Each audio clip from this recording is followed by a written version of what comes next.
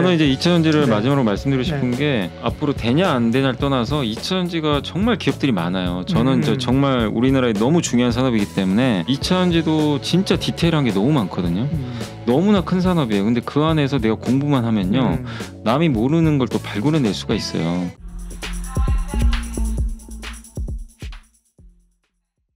안녕하세요. 예민수의 경제토크 오늘은 또 귀한 손님이 오셨는데요. 이베스트 투자증권 염승환 이사님 오랜만에 뵙습니다. 어서 오십시오. 네, 안녕하세요. 워낙 달려가던 2차전지주가 좀 쉼을 틈을 타서 이제 그 못 갔던 주식들이 올라옵니다. 네. 소외주 대표적으로 이제 뭐 네이버 같은 인터넷하고요. 바이오도 좀 올라옵니다. 인터넷 바이오 또 좀 소외주들이 계속 갈 수 있을까?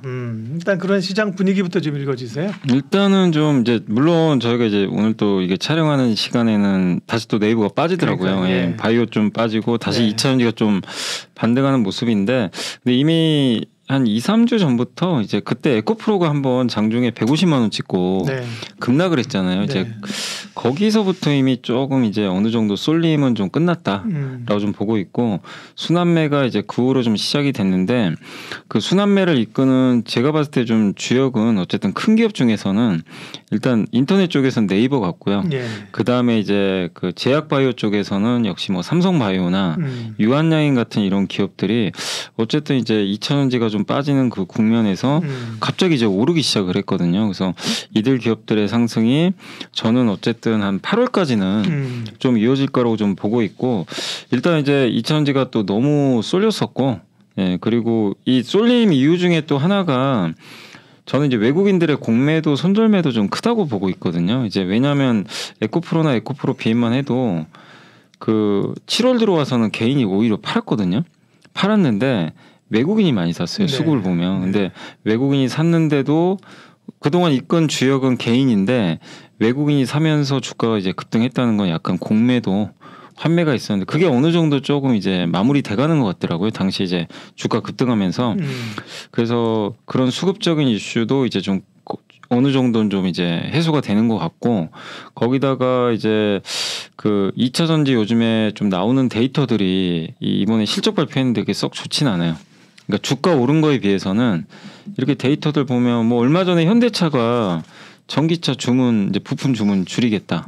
약간 그런 기사가 나왔잖아요. 그러니까 전기차가 생각보다 그렇게 지금 우리 기대만큼은 잘 안 팔리는 그런 상황들이 있기 때문에 이런 부분들은 2차전지한테는 조금 이제 안 좋은 뉴스지만 오히려 이제 그런 것들 때문에 수급이 분산되겠죠. 다른 쪽으로. 근데 그때 마침 좀 나왔던 게 또 초전도체라는 또 테마가 갑자기 나와가지고 수급을 빨아버리더라고요. 그러면서 2차전지가 더 흔들렸는데 결국엔 8월달 들어와서는 이 너무나 7월달에 2차전지가 강했던 이 흐름에서 어쨌든 벗어나면서 순차적으로 다른 업종으로도 이제 매기가 분산될 가능성이 높고 이건 우리 한국만 그런 것 같지는 않아요. 최근에 보면 미국도 빅테크가 좀 쉬고 맞아요. 다우 쪽 다우가 특히 버크셔 회사가 뭐 굉장히 또 실적이 잘 나오면서 다우가 또 8월 들어와서 좀 오르는 모습들이 나오는 거 보면 뭐 미국이나 한국이나 이런 이제 극단적인 쏠림에서 이제 약간씩 순환매로 이제 바뀌어가는 그런 흐름들이 조금은 전개되고 있다. 이렇게 좀 보시면 좋을 것 같고. 물론 2차전지 가지고 계시는 분들이 하늘 끝까지 오르면 좋지만 사실 좀 정상화되고 그죠. 그리고 또 쉬었다 또 가야죠. 그죠. 너무 쏠리면 원래 더 가더라도 가기 위해서라도 기간 조정 항상 나오거든요. 그러니까 영원히 오를 수는 없고요. 근데 이제 항상 주가라는 건 이렇게 점진적으로 가는 게 좋은데 꼭 이렇게 한 번씩 이게 쏠리면 후유증이 있다니까요. 맞습니다. 제가 방송하면서도 우리 후배 뭐 앵커나 이런 분들이 내일은 꼭 주식이 올랐으면 좋겠습니다. 이렇게 얘기하면 주식은 맨날 오르기만 해야 되나? 그건 아니잖아요. 그죠? 맞습니다. 조정도 있고 그래야 살 기회도 주고 쉬었다 가고 자연스러운 현상인데요. 2차전지는 어쨌든 따로 좀 전략을 따로 듣도록 하겠고요. 그러면 이제 그런 쏠림이 완화되면서 올라오는 쪽으로 인터넷 좀 말씀하셨으니까 네이버 카카오 중에서는 역시 네이버가 더 기대가 높죠. 네이버가 더 뭐 나올 수밖에 없는 것 같아요. 왜냐하면 일단 첫 번째가 실적이 훨씬 좋았어요. 이제 둘 다 이번 분기 매출이 2조 가까이 되거든요. 2조로 비슷한데 한쪽은 이익이 역대 최고 2분기 기준. 근데 이 카카오는 영업이익이 역성장을 했어요. 그 정도로 지금 카카오는 좀 부진하고 자회사가 너무 많아요, 사실. 많다 보니까 자회사들 별로 또 적자 보고 이런 쪽도 좀 있었던 것 같고 또 비용 지출이 좀 많았던 것 같아요. 그래서 카카오는 아직까지는 실적 면에서 조금 네이버에 비해서는 조금 떨어지기 때문에 조금 더 시간은 필요할 것 같고 근데 카카오도 뭔가 반격을 하겠지만 현재로 봐서는 일단 네이버가 좀 더 우위에 있는 건 좀 반격 채비를 하려면 시간이 조금 걸리죠. 걸릴 수밖에 없는 것 같고 사실 이번에 매출 2조 넘은 것도 카카오가 인수했던 SM 효과가 좀 있어요. 근데 그거 제외하면 또 그렇게 많이 늘었다고 보기도 어렵기 때문에 조금 더 이제 내부 재정비할 시간이 좀 필요한 것 같아요. 근데 반면에 네이버는 조용하게 AI도 준비를 했던 것 같고 그 IR 보니까 2017년부터 준비를 했더라고요. 굉장히 오래됐고 누적으로 한 1조 정도 투자를 했고 8월 24일 날 또 하이퍼클로버 X가 나오기 때문에 AI 모멘텀도 일단 있는 데다가 이번에 광고 경기 때문에 좀 우려들이 좀 컸는데 어쨌든 이번에 역성장은 안 했거든요. 광고 쪽도 괜찮았고 거기에 웹툰 여전히 잘하고 있고 또 포시마크 있잖아요. 그 미국의 당근마켓. 여기가 처음에 이제 인수했을 때는 논란이 많았죠. 그렇죠. 이거 왜 인수했냐. 그렇게 비싼 돈 샀냐. 적자 아니냐 이랬는데 물론 아직은 우리나라 기준으로 그냥 영업이익은 적자인데 에비타라 그러죠. 이제 그 감가상각비를 제하기 전에 이익을 이제 우리가 에비타라고 하는데 그건 또 흑자가 난 것 같더라고요. 그래서 그런 걸 보면 포시마크 인수 효과도 좀 제가 봤을 때 좀 나오는 것 같아요. 왜냐하면 미국의 MZ세대들이 쓰는 그 플랫폼 한 몇 천만 명이 쓰잖아요. 그걸 한국에서 얻을 방법은 사실 없거든요. 근데 그거를 확보를 했기 때문에 그걸 기반으로 여러 가지 또 비즈니스를 확장할 수 있으니까 저는 그런 면에서 물론 2조란 돈이 적은 건 아닙니다. 근데 네이버가 한국에서 성장하기 사실 쉽진 않거든요. 사실 네이버의 꿈은 이제 글로벌로 가야 되는 거잖아요. 그런데 가기 어렵다. 그냥 일본에서 라인 정도 하는 거 말고는 없어서 그래서 이제 하이브하고도 위버스 손잡고 이렇게 하는 거잖아요. 그런 지금 말씀하신 그런 쪽으로 해서 뭐 일정 부분 그죠 플랫폼을 가지기 시작하면 영향력이 있을 수 있겠네요. 그죠? 그래서 M&A는 불가피한 선택인 것 같아요. 근데 이제 당시에는 주주분들 입장에서 좀 불만도 있었는데 어쨌든 좀 시간이 지나면서 평가 바뀔 것 같고 근데 일단 이제 네이버 주가에서 어쨌든 모멘텀은 저는 하이퍼클로버 X 같아요. 근데 이제 8월 24일인가 지금 발표잖아요. 그래서 발표 때 일시적으로 이게 좀 세론이 되지 않을까. 근데 뭐 사실 크게 기대도 안 하는 것 같아요. 제가 봤을 때는 뭐 요새 좀 주가 오르긴 했지만 근데 시장에서는 또 반신반의하는 것 같아요. 또 이게 과연 센세이션한 붐을 일으키겠느냐. 근데 또 일각에서는 어쨌든 한국어 데이터니까 그렇죠. 다른 마이크로소프트가 뭐 좀 약한 부분이 한국어잖아요. 그래서 근데 어쨌든 저는 출시를 하고 나서 일단 좀 당장의 반응보다는 좀 계속해서 이게 어떻게 활용될지는 좀 시간이 지나봐야 되거든요. 근데 어쨌든 저는 네이버가 한국 기업으로는 어쨌든 의미 있는 또 발표를 하게 되니까 그거 자체로선 상징성은 있다. 그래서 제가 보는 관점에서 네이버가 옛날처럼 뭐 40, 50만 원 간다 이 얘기를 하는 게 아니라 이제 그동안 너무 안 좋았잖아요. 근데 드디어 이제 그런 부분들은 좀 마무리 돼 간다. 그리고 IR 끝나고 이제 많은 보고서를 봤는데 내년 실적을 상당히 좋게도 보더라고요. 그러니까 이제 결국 방향성 면에서는 좋아질 가능성이 좀 높아졌기 때문에 네이버는 좀 이제는 조금씩 좀 좋은 그림 나오지 않을까 예상하고 있고 다만 걱정은 좀 카카오예요. 카카오가 이제 또 하나의 원투퍼치인데 이쪽이 지금 아직은 좀 그 회복이 좀 쉽지가 않잖아요. 그래서 카카오가 좀 회복을 하려면 저는 어쨌든 여러 가지 좀 그 방법들이 있겠지만 좀 내부 좀 단속을 좀 하면서 어쨌든 시간은 걸릴 것 같아요. 그리고 주주들한테도 계속 메시지를 좀 줘야 될 것 같아요. 제가 느끼는 건 그래서 약간 좀 그게 있잖아요. 엔터 상장. 그거 상장하면 또 좋아질 것 같은데. 그러니까 말씀하신 것처럼 구조가 똑같은 거죠. 그죠? 지금도 계속해서 어떻게 이걸 상장을 또 해야 되는 여기에 관심이 있지. 그죠? 근데 그거는 또 주주 가치 또 훼손할 수 있어서 그러니까요. 좀 걱정이 좀 큰 면이 없잖아요. 그런데 카카오의 정신이나 그런 자본시장에서의 지금까지의 방향이 그렇기 때문에 그걸 사실 한 방에 뒤집기는 어렵겠죠. 그죠? 결국 그렇다면 좀 내실 있게 가거나 이렇게 가야 되는데 아무튼 좀 이게 답답하죠. 아직까지는. 그러니까 네이버 카카오 가운데 네이버 주주들은 그래도 뭔가 좀 보이니까 보이는데 카카오는 좀 답답한 흐름들이고요.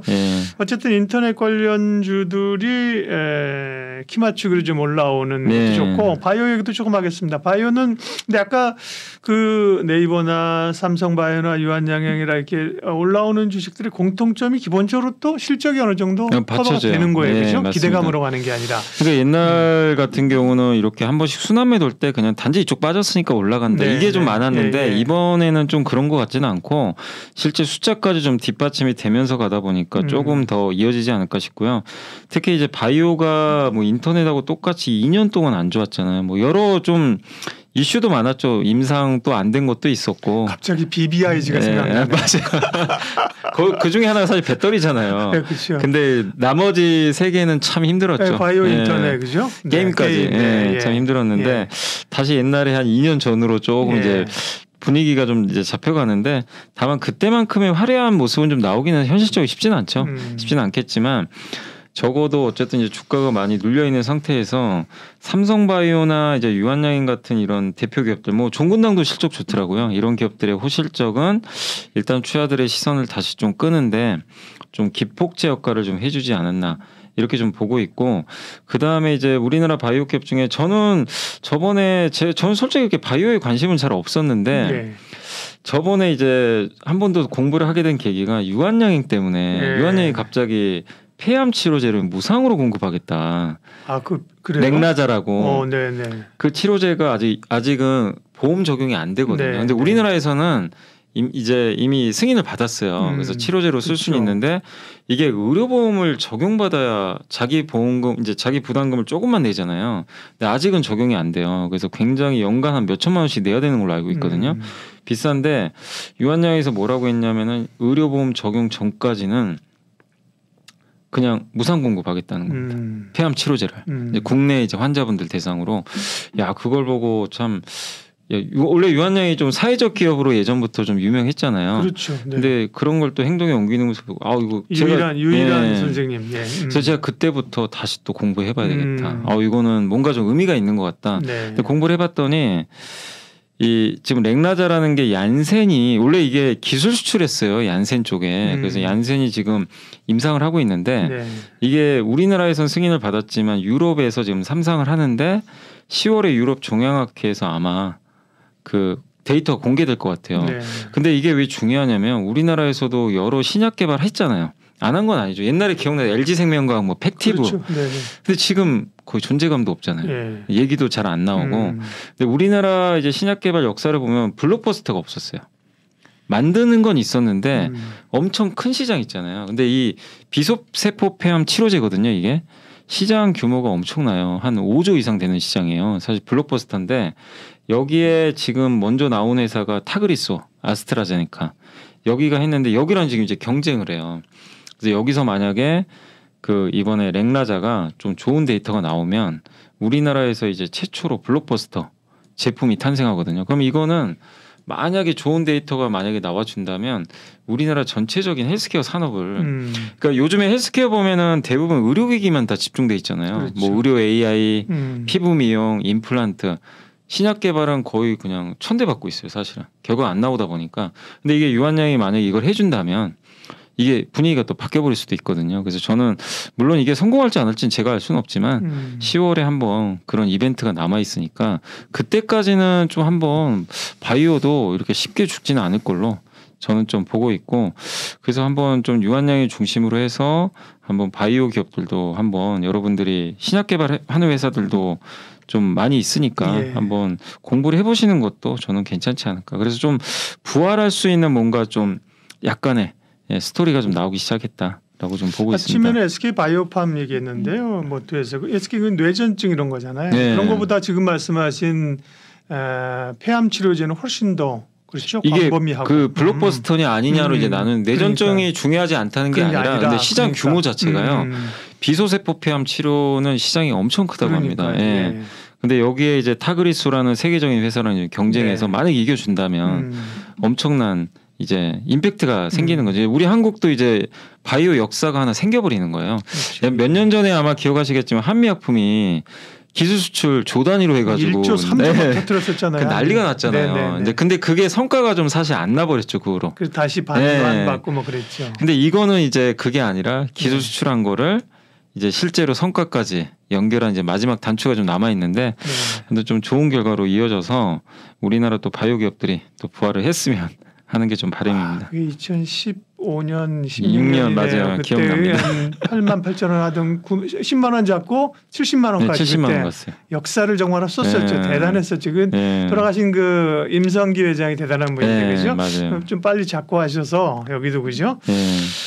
예, 유한양행 바이오도 봤고요. 근데 이제 신약은 좀 어렵다. 그 삼성바이오나 셀트리온이나 이런 바이오시밀러가 낫지 않을까 이렇게 생각하시는 분들도 있지 않을까요? 아 근데 이쪽이요. 네.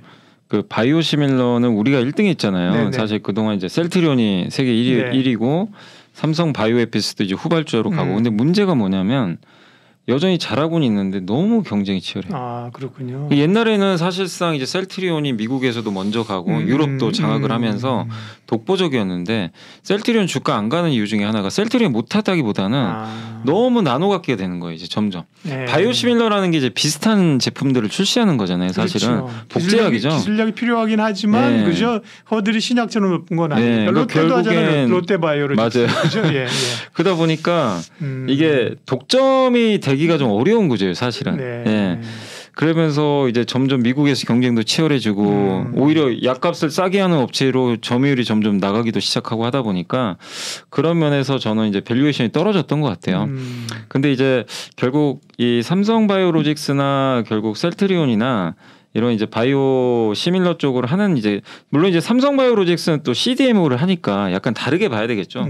거긴 좀 다르게 봐야 되겠지만 바이오 시밀러 쪽에서는 결국에는 성과를 내려면 남이 못하는 걸 하면 되거든요. 근데 결국 그래서 저는 셀트리온도 중요한 게요. 이번에 뭐 휴미라 바이오시밀러 나왔지만 저는 사실 그거보다 더 중요하게 생각하는 건 뭐냐면 램시마예요.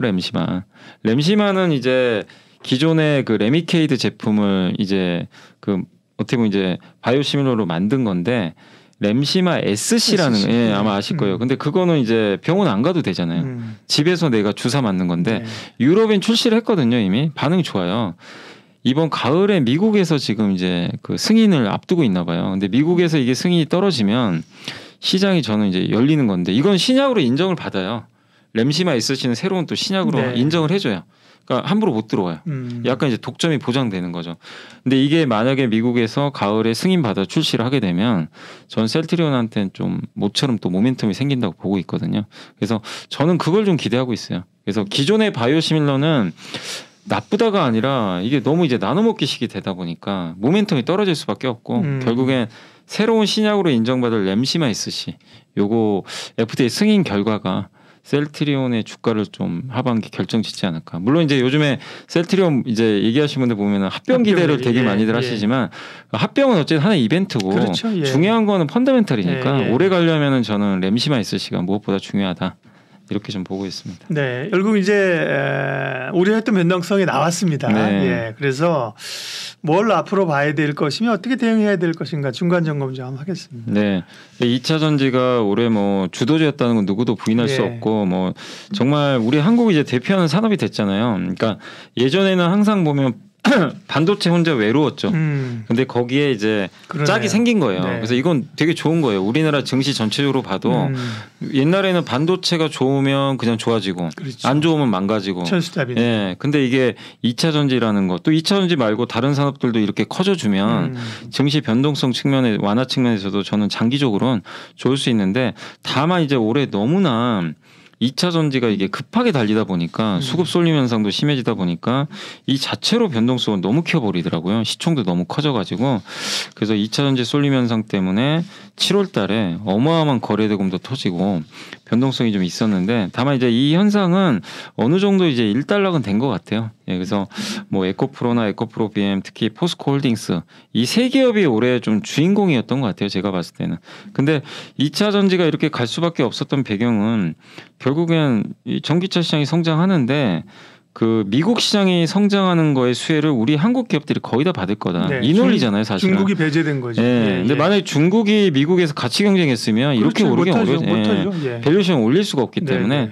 근데 이제 그게 좀 컸는데 이제 이런 아이디어들이 반영되면서 올라갔지만 사실 이제 이거를 모르는 분들은 없잖아요. 어느 정도 또 선반영이 좀 된 상태고 또 이렇게 쏠림 현상이 약간 좀 완화되는 이유 중에 하나도 아까 잠깐 말씀드리기도 했지만 결국 이 펀더멘탈이 받쳐줘야 되거든요. 어쨌든 기본적으로. 근데 제일 많이 올랐던 섹터가 양극재잖아요. 그렇죠. 근데 양극재 이번에 2분기 실적을 보면 좀 실망스러워요. 예. 좋지가 않아요. 사실 에코프로비엠도 기대에 미달했고 LNF는 너무 실망스러울 정도로 안 좋았어요. 그러니까. 예, 영업이익이 30억이면 아니 시총이 10조인데 예. 이게 너무 충격적인 실적이죠. 근데 그만큼 지금 숫자들이 딜을 못 받쳐주고 있거든요. 예. 근데 주가만 오른 거예요. 어떻게 보면. 그러다 보니까 이런 이 실적과 주가의 괴리가 생겨버린 거죠. 근데 여기서 이게 2분기 일시적이고 3분기 좋아지면 또 주가가 올라갈 수도 있는데 근데 양극재는 3분기도 안 좋다고. 예. 오히려 3분기는 더 안 좋을 거라는 얘기가 많아요. 4분기에 개선된다고 하더라고요. 근데 이제 지금 당장이 눈앞에 있는 3분기가 안 좋아지다 보니까 그렇죠. 그런 걸 이제 이격 조정이라 그러죠. 그런 것들이 나왔고. 근데 양극재가 이렇게 2, 3분기 실적이 안 좋아지는 근본 원인은 일단 두 가지가 있는 것 같아요. 일단 첫 번째가 양극재는 리튬을 구매에다가 결국 거기서 이제 전구체랑 섞어가지고 이제 NCM 배터리에 이제 양극재를 만드는 건데 결국 기본적으로 광물 비즈니스거든요. 어쨌든 그렇죠. 이제 소재. 네. 그래서 이 앞단에 리튬 가격이 중요한데 이 가격이 오르면 판가를 올릴 수가 있잖아요. 근데 중국의 리튬 가격이 많이 떨어졌잖아요. 실제 또 잠깐 반등하다가 다시 또 다운되고 있고 그래서 리튬 판가가 좀 떨어지고 있다는 게 약간 좀 그 이 판가를 올릴 수 없다는 측면에서 좀 부담이 될 수밖에 없고 두 번째가 기본적으로 배터리가 많이 나가려면 전기차가 많이 팔려야 되는데 예. 저도 전기차 잘 팔린 줄 알았더니 실제 데이터 보니까 재고가 많이 쌓인다고 하더라고요. 그래서 현대차뿐만 아니라 얼마 전에 GM도 지금 이 전기차 생산하는 거 조금 이제 연기한다. 약간 이제 이런 뉴스도 나오는 게 결국 속도 조절을 좀 하는 것 같아요. 예. 그러니까 생각보다는 전기차 판매 속도가 우리가 예상한 것만큼은 못 따라오는 것 같아요. 테슬라는 그리고 전기차 판매 많이 늘리려고 가격이 나오고 있고 그리고 그 후발주자들은 테슬라의 경쟁에서 또 싸워야 되다 보니까 근데 전기차는 생각보다 또 안 팔리고 이러면 이제 앞단에서 이 적체 현상이 생기면 결국에 이제 그 공급적인 측면에서 이게 양극재한테도 사실 좋게 작용할 리는 없거든요. 당연히 소재단에도. 근데 이런 것들이 반영이 좀 되다 보니까 결국에 이제 쏠림 현상이 좀 끝나면서 이런 게 이제 뒤늦게 주가에 좀 반영이 되고 있다. 그래서 펀더멘탈에 대한 좀 우려 때문에 2차 전지가 최근에 좀 하락 변동성이 좀 커지고 있는 예. 그런 부분들이 좀 발생을 하고 있는 게 아닌가. 그럼 그런 있습니다. 이격을 좁히고 나면 다시 상승할 수 있을까요? 이격을 좁히고 나면 근데 예전처럼 그렇게 또 한 번에 그런 쏠림이 나올까? 저는 근데 상반기도 그랬잖아요. 상반기도 에코프로 대단했거든요. 그리고 이제 사실은 과했어 그리고 지났는데 맞아요. 하반기 사실은 더 사실 땡겼단 말이에요, 그죠? 물론 이제 말씀하신 수급 이슈 이런 게 그죠? 있긴 했지만 그죠? 네. 근데 그런 일이 또 발생하기는 저는 좀 개인적으로는 쉽지 않다고 좀 보고 있고요. 2차 전지 내에서도 그러니까 저는 이렇게 봅니다. 이제 뭐냐면은 근데 2차 전지 갖고 계신 분들 중에도 아마 이렇게 보시는 분 말씀하시는 분 나는 2차 전지 갖고 있는데 전혀 체감을 못한다. 이런 분도 많으세요. 왜냐하면 다른 못 오는 거 리튬하고 양극재만 갔어요. 실제로 보시면은 그렇죠. 2차 전지 셀도 못 갔고요. 셀 못 갔죠. 네, 셀 못 갔고 뭐 분리막은 그나마 좀 나왔어요. 조금 뒤늦게 갔는데 사실 양극재는 비교도 안 돼요. 너무 못 갔고 그렇죠. 뭐 전에 가지도 못했고요. 뭐 2차 전지 부품 회사들도 전혀 힘을 못 썼고 일부 장비만 좀 쫓아갔던 것 같아요. 그렇죠. 그러니까 그 안에서 너무 이게 천차만별인 거예요. 그래서 저는 오히려 2차 전지 내에서 이 하반기를 봤을 때는 좀 부진했던 기업들이 좀 성과를 내지 않을까. 그러니까 부진했는데 방향성이 좀 좋아지는 기업들이 있을 거 아니에요. 실적이나 이런 면에서. 그러니까 이번에도 보니까 동박업체들은 아직까지는 실적들이 그렇게 좋은 편은 아니에요. 네. 근데 분리막은 확실히 돌렸더라고요. 네, 실적들이 맞아요. 2분기 딱 보니까. 네. 근데 이 시차의 차이는 있는데 그동안에 양극재가 훨씬 좋았잖아요. 근데 이제 점진적으로요. 양극재만 좋은 게 아니라 이게 이제 점점 이제 온기가 이 아래쪽으로도 가더라고요. 네. 그러니까 그래서 저는 분리막도 좋을 것 같고 SKIT나 WCP 이런 기업들 네, 실적도 괜찮았어요. 예. 그리고 동박은 조금 시간이 한때보다 길어지겠지만 여기도 시간 문제거든요. 네. 그 전해액 관련 기업들 이쪽도 좀 돌아설 것 같고 그리고 이 2차 전지 내에서 성장하는 쪽으로는 저는 개인적으로 실리콘 응급제 좀 좋게 보고 있어요. 이쪽은 이제 많은 기업들이 그 결국에 배터리에서 제일 중요한 것 중에 하나가 양극재가 결정하는 거는 주행거리거든요. 중요하잖아요. 중요하죠. 그래서 하이니케 쓰려고 하는 거고. 네네. 근데 응급제가 결정하는 거는 충전 시간입니다. 수명하고. 근데 요게 흑연만 있어가지고는 안 돼. 한계가 있고 여기에 실리콘을 일부 첨가를 해주면 수명과 이제 어떻게 보면 그 충전 시간을 줄여버릴 수, 수명은 늘리고 충전 시간을 줄일 수가 있거든요. 그래서 실리콘 응급제 시장이 굉장히 커질 것 같은데 아직은 초기 단계예요. 그러니까 초기 단계라는 얘기는 성장의 룸이 많다는 얘기죠. 그래서 저는 이 2차 전지 안에서 좀 성장하는 쪽을 본다면 실리콘 응급제 한번 뭐 지금 조정 구간이니까 네. 한번 공부하셔가지고 보시는 것도 괜찮지 않을까. 그래서 양극재 쏠림 현상보다는 이제 하반기에 만약에 2차 전지가 또 움직여 준다면 분산되지 않을까. 저는 좀 그렇게 생각은 일단 하고 있습니다. 응급제는 뭐 대주전자 재료, 코스모 신소재 뭐 이런 건가요? 그러니까 응급제 실리콘 응급제 하는 기업은 몇 개만 좀 말씀드리면은 네네. 이제 그 대주전자 재료가 네네. 일단 있고요. 그 다음에 이제 실리콘 응급제 쪽에서 지금 그 사업을 하고 있는 한솔케미칼 네. 있고 또 OCI도 해요. OCI도 그 원료 있죠. 실리콘 응급제 만드는 원료를 이번에 그 SK 넥실리스에 공급한다고 그때 공시가 한번 나왔거든요. 예. 원료도 있고 SKC는 자회사 SKC 그 넥실리스가 그 개발을 좀 하고 있고 그리고 실리콘 응급제랑 이제 이 짝꿍을 이루는 게 뭐냐면은 도전제. 그렇죠. 그래서 뭐 나노신소재나 제이오 이런 기업들 이런 기업들이 하나의 이제 묶음으로 좀 한번 뭐 올해 하반기에 무조건 간다 이거보다도 네. 근데 결국 이걸 안 할 수는 없기 때문에 저는 내년까지 봤을 때는 좀 가장 좀 기대할 만한 그런 그 2차 전지 내에서의 하나의 섹터가 아닐까 이렇게 좀 근데 보고 이제 있습니다. 2차 전지에 대한 눈높이를 우리가 1차적으로 좀 낮춰야겠네요. 그죠? 네, 전처럼 10배짜리 이런 걸 기대하기는 그게 또 나오기는 참 사실 아니 뭐 세상이 모르는 네. 거니까 나올 수도 있지만 현실적으로 사실은 근데 10배가 나오려면요 네. 주가가 어느 정도 그럼 좀 조정을 나와줘야 되거든요. 또 그렇죠. 가격이 좀 낮아져야 10배가 보이는데 물론 에코프로도 10만 원 할 때도 뭐 엄청 싸다는 건 아니었는데 아니었죠. 100만 원 갔는데 예를 들면 100만 원짜리가 1000만 원 가겠느냐 이건 사실은 좀 그죠? 쉽진 않죠. 쉽지 않죠. 그죠? 그러면 시가총액이 네. 거의 이게 거의 삼성전자 되는 것 같아요. 거의 쉽지가 않은 거죠. 사실. 그러니까요. 네. 어쨌든 눈높이는 조금 낮추고 그죠? 낮추지만 그래도 이제 사실은 성장하는 섹터는 맞잖아요. 맞는 성장의 거죠. 회의 뭐 아까 말씀하신 것처럼 생각보다 뭐 좀 덜 팔릴 수도 있고 뭐 중국 업체들이 뭐 들어간다고 노이즈는 있을 수 있지만 산업이 그러면 성장이 꺾여서 사실은 성숙 단계를 지나서 쇠퇴기로 가는 건 아니잖아요. 그죠? 그렇죠. 네, 성장기에 있는 건 맞는데. 성장기에 그죠? 있는 건 맞는데 다만 지금 최근에 나온 데이터들은 그 성장에 걸맞지 않게 조금 데이터들이 그렇게 좀 좋은 편은 아니고 네. 그리고 밸류에이션 계산을 해봐도 지금 일부 증권사 이렇게 보고서를 보면 2030년까지 당겨왔다라는 내용도 있어요. 네. 그러니까 너무 이제 멀리 있는 것까지 좀 당겨오다 보니까 밸류에이션 좀 부담은 생겼다. 결국 이런 건 뭐냐면 노이즈죠. 그래서 많이 오른 상태에서 노이즈가 생기면 조정을 받게 되는데 이게 또 숫자 보여주면요. 다시 또 주가는 회복될 수 있으니까 결국엔 이거는 기업별로 펀더멘털로 다시 또 증명해내는 게 가장 좀 중요할 것 같습니다. 네. 그럼 이제야말로 진짜 그 2차 전지 같은 경우는 조정받을 3분기가 조정받는다고 하면 이제 사실은 가격 조정도 많이 오른 종목들은 꽤 나왔잖아요. 그죠? 네, 벌써 에코프로 비행만 해도 고점에서 상당히 좀 많이 빠졌어요. 한 30% 이상 나왔을 거예요. 에코프로도 그러니까 변동성은 있지만 가격 조정을 받아가는 거고 그럼 기간 조정이다 하면 뭐 관심권에 둬도 되는데 그럼 이제 좀 정말 ETF를 좀 사는 전략도 나쁘지 않아 보이네요. 근데 저는 ETF보다 그냥 기업별로 하시는 게 낫지 않나.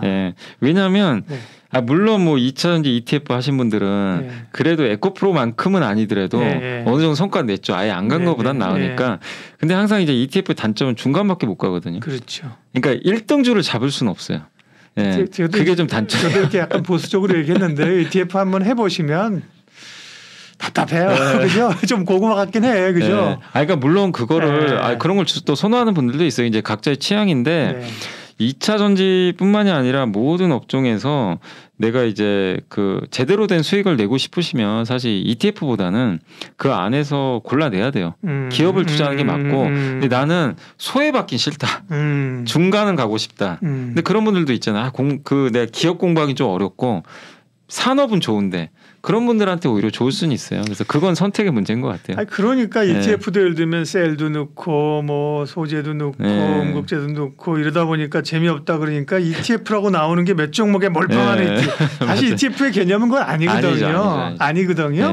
마치 우리는 ETF라는 게 인덱스를 사고 산업을 사고 지수의 방향성을 사는 건데 ETF를 우리는 그냥 단타하잖아요. 네? 2배짜리 ETF 이런 거 가지고 인버스 가지고 그러니까 ETF 개념에 안 맞는 거예요, 그죠? 시장이 항상 그런 쏠림 현상이 나타나니까 최근에도 뭐 ETF 몇 종목 좀 몰빵한 ETF, 올인한 ETF 이런 게 더 노이즈를 좀 가속화시킨 거 아닌가요? 그러니까 이게 ETF라는 게 주가 우리 옛날에 메타버스 아마 기억하실 거예요. 그때 ETF 이제 한참 이제 메타버스 좋을 때. 메타버스 ETF가 몇 개 생겼거든요. 그러니까 주가 더 올라가 버렸죠. 그렇죠. 오를 때는 좋은데 빠질 때는 반대로 가요. 그러니까 이제 ETF의 이게 역효과나 이제 정효과가 항상 존재합니다. 그러니까 그때 메타버스 ETF에 보면 네이버, 하이브 이런 것도 다 들어갔었어요. 그죠? 같이 막 오르는 거죠. 같이 막 오르면서. 그러니까 어쨌든 ETF가 순기능도 있지만 이게 빠질 땐 또 역으로 부메랑이 되는 것 같아서 그런 점은 좀 주의할 필요는 있는 것 같습니다. 2차 전지 얘기를 했는데요.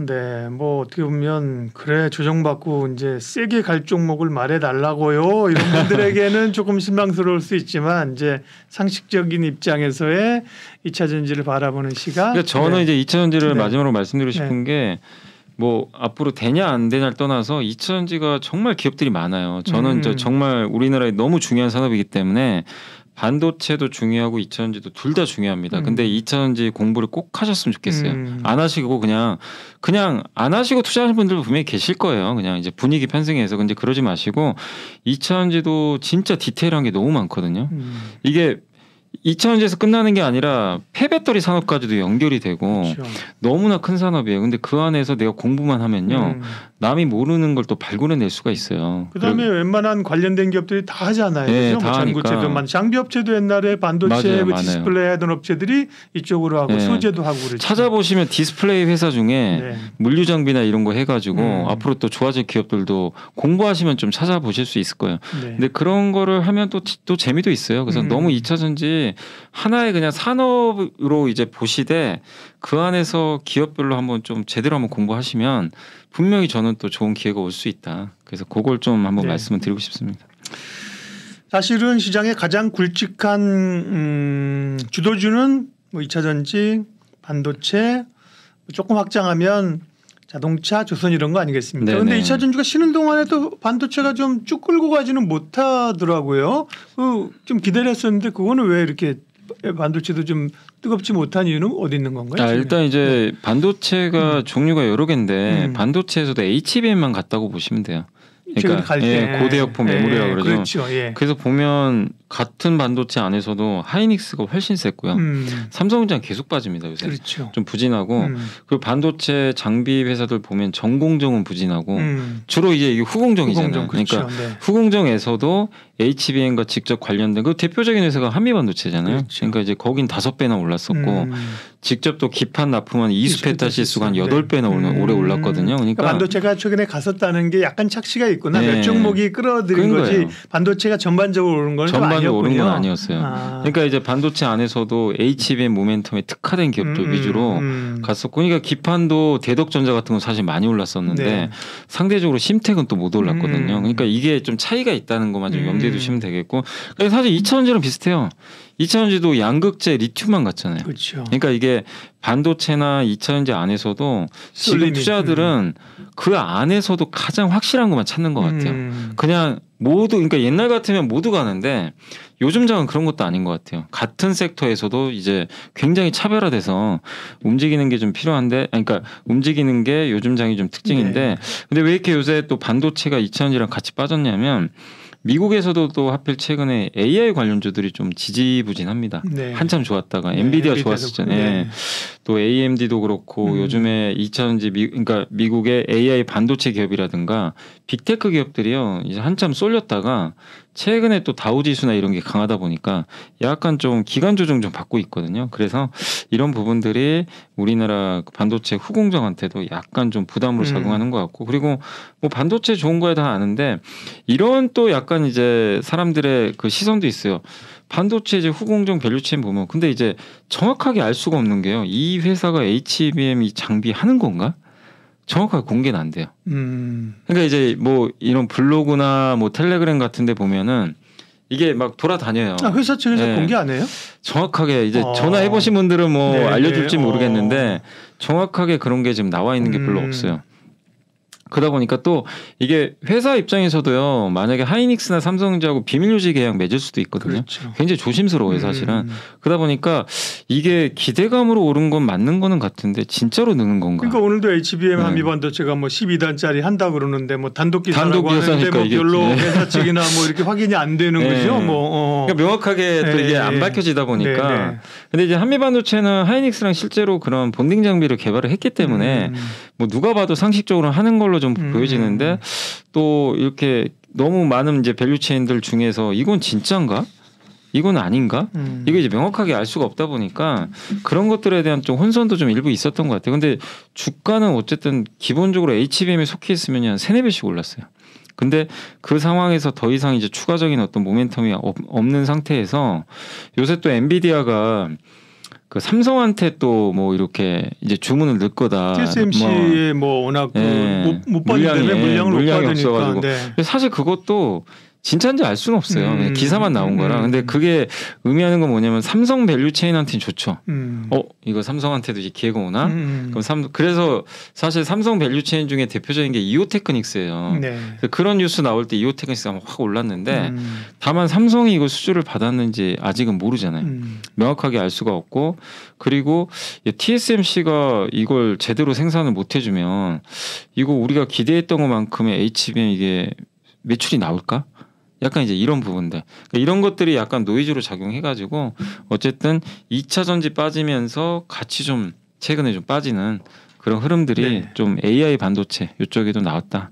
그래서 빠진 배경은 그렇게 좀 설명을 드리겠습니다. 반도체는 어쨌든 아까 이제 2차 전지도 이제 뭐 급등났고 있지만 지금 사실 공부해야 될 섹터라고 말씀하셨는데 반도체도 마찬가지 아닙니까? 그죠? 반도체도 빼놓을 수 없는. 반도체 공부를 원하시는 분들은 염승한 이사님께서 이베스트에서 이렇게 비매품으로 내놓은 거 비매품 맞죠? 책도 있고요. 그건 비매품이죠, 그건. 저희 회사에서 발굴한 반도체 스토리 제가 어떤 경로를 통해서 받아가지고 한번 쫙 봤어요. 거기 이제 그 여러 그 처음 단계부터 그죠 쫙 있는데 그것도 좀 이베스트 증권에 가셔가지고 달라 그래가지고 보시고요. 그러면 반도체는 지금은 말씀하신 것처럼 어쨌든간에 AI 반도체 관련된 HBM 쪽으로 조금 조정받거든요. 네, 조정받고 있어요. 그쪽으로 가는 게 좋은지 아니면 거기서 쏠림이니까 최근에 전공정 쪽으로 좀 갔었잖아요. 그죠? 혹은 전공정 내지는 못 간 삼성 밸류체인으로 좀 가는 게 좋은지 포인트를 좀 잡아주세요. 저는 둘 다 해야 된다고 생각해요. 그냥 둘 다 이제 약간 그걸 우리는 바벨 전략이라고 하는데 왜냐하면 이제 후공정이 훨씬 모멘텀은 있는데 문제는 이제 밸류가 너무 올라가 버렸어요.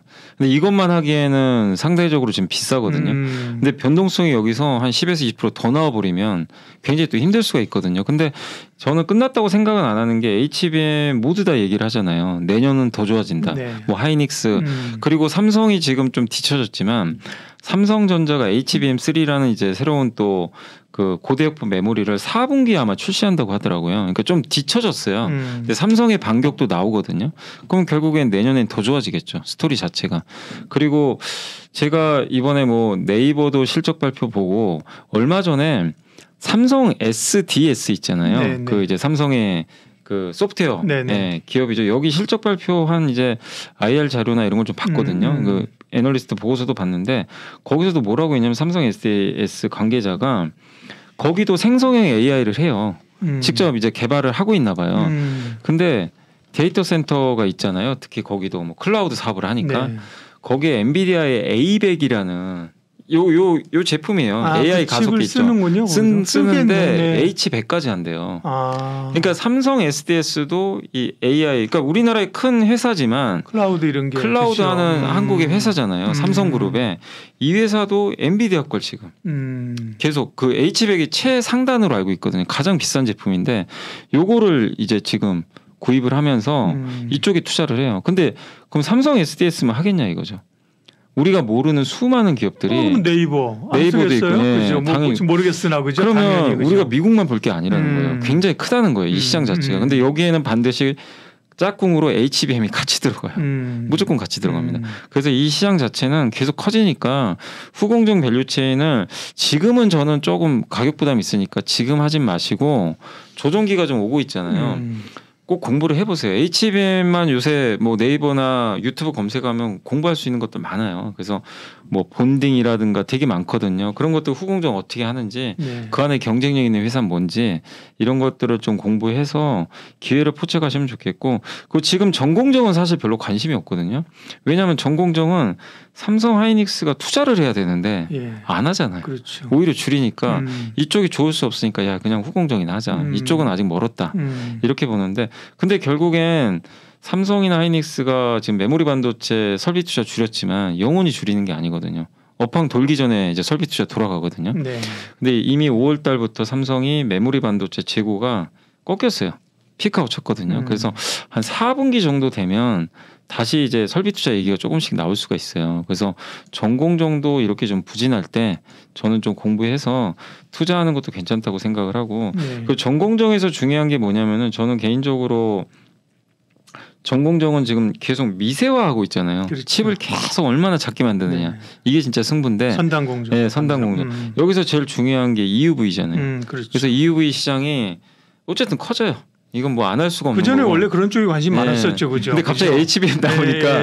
근데 어차피 HBM도 결국엔 그 HBM 공정 자체도 거기 들어가는 D램이잖아요. 결국엔 D램을 쌓는 거예요. 그걸 이제 후공정으로 하는 거지. 기본적인 그 D램도 EUV로 만들어내야 돼요.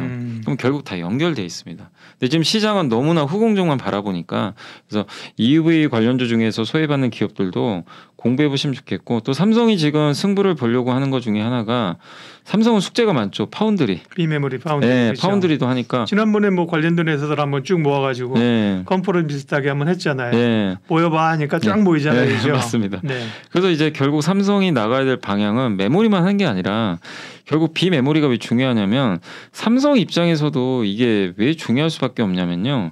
이건 약간 정치적인 문제랑도 엮여 있는 게 미국 기업, 그러니까 미국 정치인들이나 미국의 기업들이 봤을 때는 대만의 TSMC가 너무 중요하거든요. 대만에서 생산되는 그 비메모리 있잖아요. 뭐 로직 반도체라 그러죠. 요게 전 세계 37% 정도 돼요. 비중이. 만약에 여기에 무슨 문제가 생긴다. 그러면 사실은요. 우리는 이제 가전제품 못 씁니다. 그러니까 공급망이 완전히 극단적으로 그죠. 얘기하면요. 네네. 코로나급보다 훨씬 심한 사태가 그렇죠. 와요. 거기에 그러니까 그런 일이 발생하면 안 되지만 만약에 뭐 지정학적 리스크라든가 무슨 문제가 생긴다면 근데 미국은 걱정하고 있잖아요. 워런 버핏도 오죽하면 TSMC 샀다가 팔아버렸겠어요. 네, 그렇죠. 그러니까 미국 입장에서 뭔가 대안은 있어야 되거든요. 근데 그거 대안인 회사가 미국 입장에서 인텔이에요. 근데 인텔 하는 거 보면 좀 못 믿어. 왜냐하면 5나노, 4나노, 3나노가 중요하잖아요. 근데 그걸 유일하게 지금 할 수 있는 업체는 TSMC 말고는 전 세계 삼성밖에 없거든요. 근데 삼성이 지금 최근에 보니까 수율이 많이 올라왔더라고요. 다행히. 그럼 미국 입장에서도 삼성을 이거를 TSMC만 몰아주기가 좀 부담스럽거든요. 근데 인텔이 아직은 못 오는 상황에서 삼성이 그 중간 다리 역할을 할 수밖에 없어요. 근데 삼성도 그걸 알겠죠. 저보다 더 잘할 거 아니에요. 삼성 관계자라면. 이 기회를 삼성이 그냥 버리기보다는 수율만 개선되면 저는 미국 고객들이 앞으로 많이 올 거라고 생각을 하거든요. 여러 가지 그런 물밑 작업들을 하고 있잖아요. 그거 쓰라고 그렇죠? 맞아요. 근데 아직은 뭔가 명확한 결과물이 안 나와서 투자들이 야 이거 또 하나 내는 거 아니냐 그럴 수 있지만 실제 요즘에 수율 올라간다는 얘기들이 계속 나와요. 그래서 저는 삼성의 반격 기회도 충분히 내년부터는 나오는데 그러면 삼성 입장에서는 이 밸류 체인을 빨리 만들어내야 돼요. 그래서 뭐 이 GAA라 그러죠. 예, 3나노 네. 이쪽과 관련된 생태계 확장, 또 그 관련된 IP, 뭐 디자인 하우스 이런 쪽도 있고 이게 시장도 되게 커요. 근데 우리나라가 약했던 시장이에요. 맞아요. 근데 삼성은 기업도 저는 별로 없었어요. 네. 근데 최근에 뭐 찾아보니까 이제 슬슬 상장도 했잖아요. 최근에 몇 개. 파두는 상장했는데 펩리스 거기는 펩리스고. 좋은 회사라는데 이것도 최근 신기주들은 물량이 그냥 뭐 쏟아지는 뭐 물량이 너무 버리니까. 많아가지고 그냥 야 좋다 그랬다고 완전히 뒤통수 맞는 건데 어쨌든 그런 기업들이 좀 생겨납니다. 우리나라가 그렇죠? 약했던 분야잖아요. 사실 그쪽이. 예. 그러니까 우리는 제조는 강한데 그 펩리스나 IP나 디자인 하우스는 사실 설계 쪽이거든요. 이쪽이 되게 약했어요. 근데 삼성의 파운드리가 확장하려면 이걸 키울 수밖에 없어요. 그렇죠. 왜냐하면 그러니까 저는 TSMC가 잘했던 것 중에 하나가 그 외부 생태계를 그렇게 키워놨더라고요. 근데 그 기업들 사이즈가 엄청 큰데, 근데 이제 삼성이 같이 좀 상호 교환을 해가지고 저는 키울 수 있기 때문에 이거는 저는 시대적 과제라고 보고 있어서 여러분들이 너무 막 HBM만 무조건 볼 필요는 없고요. 전공정에서는 그런 쪽도 한번 좀 지켜보면 어떨까. 예, 그래서 저는 그 시장이 내년에 또 열리지 않을까 이렇게 좀 개인적으로 예측은 하고 있습니다. 반도체 쪽도 정말 기회가 열렸습니다. 그죠? 굉장히 많아요. 예전에 그 과거에도 그런 뭐 이오텍스 이런 종목들 한번 쫙 갔던 때가 있었는데요. 근데 이게 스타디가 어려운 게 기업이 사실 너무 많아요. 너무 개인들이 보기에는 전공정, 후공정 뭐 굉장히 많은데 조금 사실 그 모든 단계가 아니라 그 중에 이제 스포트라이트를 받는 게 분명히 있잖아요. 그렇죠? 그런 쪽으로 그죠. 그래서 방금 제가 전공정 안에서도 그쪽을 조금 이쪽이 커질 것 같아서. 그러니까 삼성의 내가 CEO면 무슨 생각할까? 그걸 한번 대입을 해보시면. 방금 그게 좀 맞지 않을까 해서 저는 이제 그쪽을 좀 말씀을 드렸던 겁니다. 네. 반도체 관련된 이야기까지 염승환 이사님과 함께했습니다. 오늘도 귀한 말씀 주셔서 고맙습니다. 네, 감사합니다.